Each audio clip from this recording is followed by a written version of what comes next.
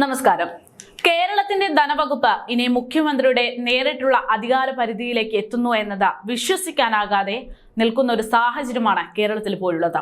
ഈ സാഹചര്യത്തിൽ എന്തുകൊണ്ടാണ് മുഖ്യമന്ത്രി പിണറായി വിജയന്റെ കയ്യിൽ കേരളത്തിന്റെ ധനവകുപ്പിന്റെ നിയന്ത്രണം എത്തിക്കൂടാ എന്നുള്ള സംശയം ചിലരിലെല്ലാം ഉണ്ട്. അവർക്കുള്ള ഉത്തരമാണ് ഇവിടെ പറയാൻ പോകുന്നത്. അതായത്, ധനകാര്യ വകുപ്പ് മറ്റൊരു മന്ത്രിയുടെ അധികാര പരിധിയിലായിരുന്നിട്ട് പോലും കോടിക്കണക്കിന് രൂപ സ്വന്തം ആവശ്യത്തിന് തിരിമറി ചെയ്ത ആളാണ് ഈ പറയുന്ന മുഖ്യമന്ത്രി പിണറായി വിജയൻ. അങ്ങനെ ഒരു വ്യക്തിയുടെ നിയന്ത്രണത്തിലേക്ക് കേരളത്തിന്റെ ധനവകുപ്പിനെ കൈമാറിയാൽ അത് കേരള ജനതയുടെ കഞ്ഞിയിൽ മണ്ണിട്ട് വാരുന്നത് പോലെയാകും. മുഖ്യൻ നനകിടം കുഴിക്കും എന്നത് ഉറപ്പാണ്. അതുകൊണ്ട് പൊതുഖജനാവിലെ പണം എന്തിനെന്നില്ലാതെ ഒഴുകിക്കൊണ്ടിരിക്കുമെന്ന് ചുരുക്കം. ഈ പറയുന്ന കാര്യത്തിന് ഒരു ഉദാഹരണം കൂടെ പറഞ്ഞു തരാം. അതായത്, ഇപ്പോൾ മുഖ്യമന്ത്രി പിണറായി വിജയന്റെ മകൾ വീണ വിജയൻ ഏത് നിമിഷം വേണമെങ്കിലും അകത്താകാൻ സാധ്യതയുള്ള ഒരു കേസ് അന്വേഷണം നടന്നുകൊണ്ടിരിക്കുകയാണ്. അതായത്, മുഖ്യമന്ത്രിയുടെ മകൾ വീണ വിജയനുമായി ബന്ധപ്പെട്ട് കിടക്കുന്ന മാസപ്പടി കേസ്.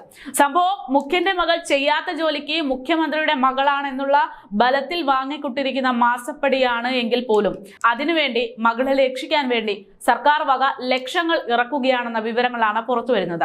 എക്സാലോജിക് CMRL സാമ്പത്തിക ഇടപാടിലെ സീരിയസ് ഫ്രോഡ് ഇൻവെസ്റ്റിഗേഷൻ ഓഫീസ് അന്വേഷണത്തിനെതിരെ 3 തവണ കോടതിയിൽ ഹാജരായതിന് KSIDC നൽകിയ വക്കീൽ ഫീസ് ഏകദേശം 82.5 ലക്ഷം രൂപയാണെന്നാണ് പുറത്തുവരുന്ന വിവരം.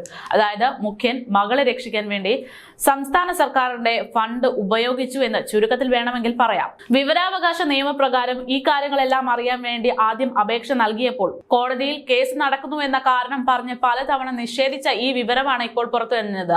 അപ്പീൽ അപേക്ഷയിൽ KSIDC ഇപ്പോൾ വിവരങ്ങൾ പുറത്തു നൽകിയിരിക്കുകയാണ്. മുതിർന്ന സുപ്രീം കോടതി അഭിഭാഷകൻ CS വൈദ്യനാഥനാണ് കേസിൽ KSIDCക്ക് വേണ്ടി ഹാജരായത്. കേസിൽ KSIDCക്ക് അനുകൂലമായ കോടതി ഉത്തരവ് ഉണ്ടായിട്ടില്ല. ഒരു സീറ്റിന് 25 ലക്ഷം രൂപയാണ് വൈദ്യനാഥന്റെ ഫീസ്. ഇത്രയും വലിയ തുക ചെലവാക്കിയതിൽ സംസ്ഥാന വ്യവസായ വികസന കോർപ്പറേഷൻ തലപ്പത്ത് ഉദ്യോഗസ്ഥ തലത്തിൽ ഉൾപ്പെടെ ഭിന്നതയുണ്ടായിരുന്നു. പക്ഷേ മുഖ്യമന്ത്രിയുടെ മകളുടെ രക്ഷപ്പെടുത്തേണ്ട കാര്യമായതുകൊണ്ട് അത് പിന്നീട് അങ്ങനെയെല്ലാം നടന്നു എന്ന് വേണമെങ്കിൽ പറയാം. അത് മാത്രമല്ല, ഈ കേസിൽ ലക്ഷങ്ങൾ സർക്കാർ വക മുടക്കിയിട്ട് പോലും സ്റ്റേ ലഭിക്കാതിരുന്നത് വലിയ വിമർശനങ്ങൾക്ക് ഇടയാക്കിയെന്നാണ് റിപ്പോർട്ടുകൾ. തിരുവനന്തപുരത്തെ KSIDC കോർപ്പറേറ്റ് ഓഫീസിൽ SFIO ഡെപ്യൂട്ടി ഡയറക്ടർ അരുൺ പ്രസാദിന്റെ നേതൃത്വത്തിലുള്ള ഉദ്യോഗസ്ഥ സംഘം പരിശോധന നടത്തിയിരുന്നു. ഇതിനു പിന്നാലെയാണ് കോടതിയെ തിരക്കിട്ട് സമീപിച്ചത്. നിരവധി സ്ഥാപനങ്ങളിൽ KSIDCക്ക് ഓഹരി നിക്ഷേപമുണ്ടെന്നും രേഖകൾ കൃത്യമാണെന്നും 2 സ്വകാര്യ കമ്പനികൾ തമ്മിലുള്ള ഇടപാടിൽ നടക്കുന്ന അന്വേഷണത്തിൽ KSIDC ഇത്രയും തുക കോടതി ചെലവിനായി നൽകേണ്ടിയിരുന്നില്ല എന്നുമാണ് ഉദ്യോഗസ്ഥരുടെ വിമർശനം.